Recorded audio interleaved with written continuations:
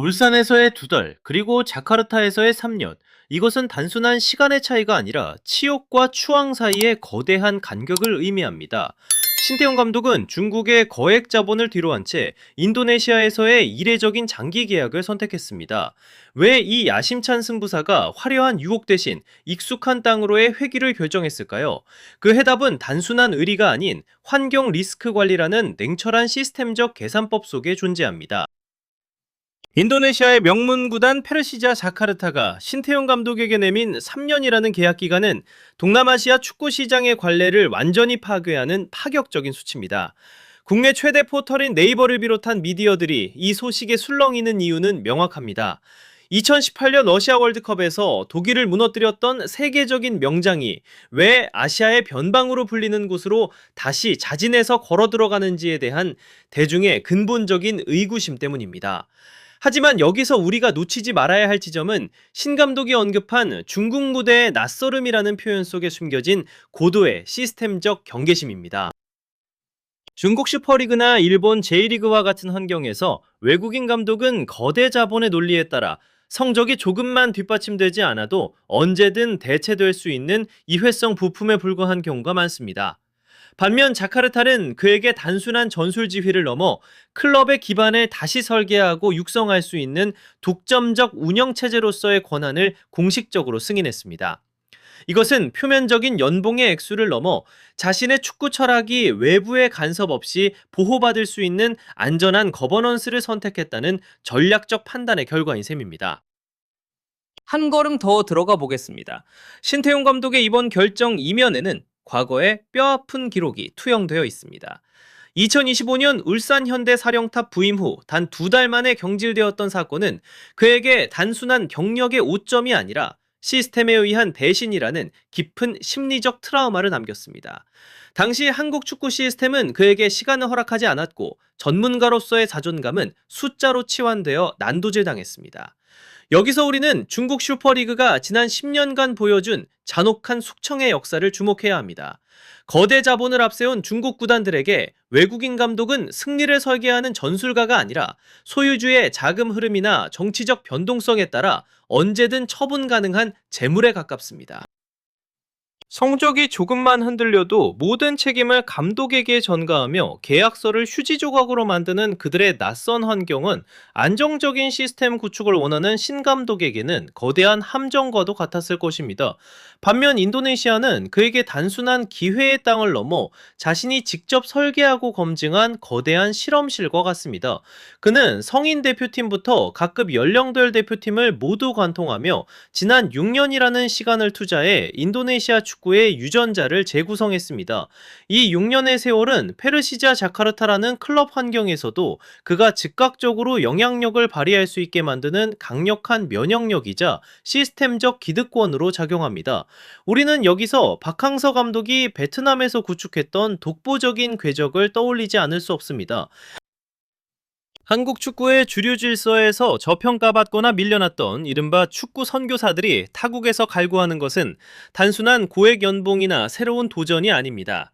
그들은 자신의 철학이 의심받지 않고 자신의 언어가 곧 법이 되는 절대적인 신뢰의 보호막, 즉 자신만의 제국을 건설하고자 하는 심리적 기제를 보입니다. 신태용 감독에게 자카르타는 중국의 불안정한 자본이 줄 수 없는 시스템적 안도감과 누구도 범접할 수 없는 무소불위의 통제권을 약속받은 유일한 성소인 셈입니다. 결국 그의 선택은 화려한 겉포장에 가려진 위험천만한 도박보다는 자신이 이미 모든 변수를 통제하고 있는 안전한 시스템 안에서의 굴림을 택한 철저한 자기방어 기제의 결과물입니다. 표면적인 심리 분석을 넘어 이제는 페르시자 자카르타라는 조직의 내부 구조를 현미경으로 들여다볼 필요가 있습니다. 신대용 감독이 이곳을 선택한 가장 결정적인 실리적 이유는 바로 플러그 앤 플레이, 즉 부임 즉시 가동이 가능한 시스템이 이미 완벽하게 구축되어 있었기 때문입니다. 리즈 키리도 위탄 술라에만, 조르디 아마트, 그리고 쉐인 파티나마와 같은 이름들은 단순한 선수 명단이 아닙니다. 이들은 신태용의 전술적 언어를 모국어처럼 맹수처럼 구사하며 지난 6년간 각급 국가대표팀에서 그의 도끼 어린 철학을 몸소 체득해온 이른바 신태용의 정예부대입니다. 신 감독은 새로운 환경에서 흔히 발생하는 적응과 시행착오라는 치명적인 시간 낭비를 생략했습니다. 그는 부임과 동시에 자신의 축구 유전자를 즉각적으로 이식할 수 있는 최적의 생태계를 확보한 셈입니다. 이것은 사실상 클럽의 형태를 빌린 또 하나의 인도네시아 국가대표팀이자 신태용이라는 시스템이 지배하는 거대한 분점이라고 정의할 수 있습니다. 한 걸음 더 나아가 자카르타 인터내셔널 스타디움과 갤로라 붕카르노 스타디움이라는 상징적 경기장을 전용 홈구장으로 사용한다는 점을 주목해야 합니다. 이곳들은 인도네시아 국가의 자존심이자 정치적 권력의 상징입니다. 이러한 거대 인프라를 클럽 수준에서 자유롭게 활용한다는 것은 인도네시아 축구협회와 정관계 상층부의 전폭적인 지지가 신 감독이라는 개인에게 집중되어 있음을 증명합니다. 그는 단순한 고용인을 넘어 시스템 전체를 지탱하는 국가적 자산으로 대우받고 있는 것입니다. 반면 우리가 목도해온 중국 축구의 현실은 어떻습니까? 그곳은 통제 불가능한 변수와 불투명한 자본의 흐름이 지배하는 화려한 덫에 불과합니다. 자본의 논리에 따라 감독의 목숨이 하루아침에 결정되는 그곳은 신 감독이 지향하는 장기적이고 구조적인 설계가 발붙일 수 없는 척박한 땅입니다. 하지만 자카르타는 그가 이미 모든 열쇠를 쥐고 있는 견고한 폐쇄적 메커니즘입니다. 신태용은 자신의 천재성을 상징하는 난놈이라는 브랜드 가치가 오직 자신의 권위가 침해받지 않는 독립적인 제국 안에서만 지속될 수 있음을 본능적으로 간파했습니다. 그는 2005년생 이후의 어린 재능들까지 자신의 영향력 아래 두며 과거와 미래를 동시에 장악하는 구조적 설계를 마쳤습니다. 결국 이 선택은 불확실한 거액의 수표를 쫓는 용병의 길이 아니라 자신의 축구 철학을 영속시키기 위한 절대 권력의 기반을 선택한 고도의 전략적 배치라고 볼 수 있습니다. 신태용 감독의 자카르타 복귀는 결코 개인의 경력적 퇴보가 아닙니다. 오히려 이는 대한민국 축구협회의 고질적인 보수성과 시스템적 결함을 정면으로 음시하게 만드는 서늘한 선전포고에 가깝습니다.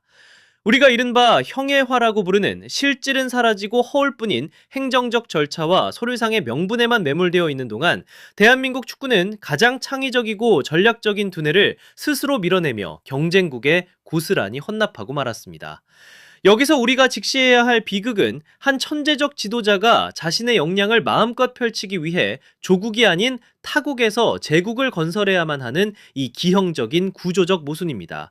이것은 단순한 인력 유출의 문제를 넘어 국가 축구 자산의 가장 뼈아픈 낭비이자 손실입니다.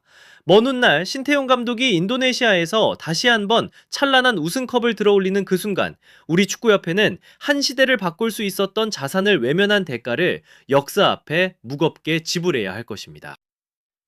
그날은 우리 축구 시스템의 무능함이 만천하에 증명되는 가장 치욕스러운 기록으로 남게 될 것이 자명합니다. 시청자 여러분, 이제 여러분께 묻고 싶습니다.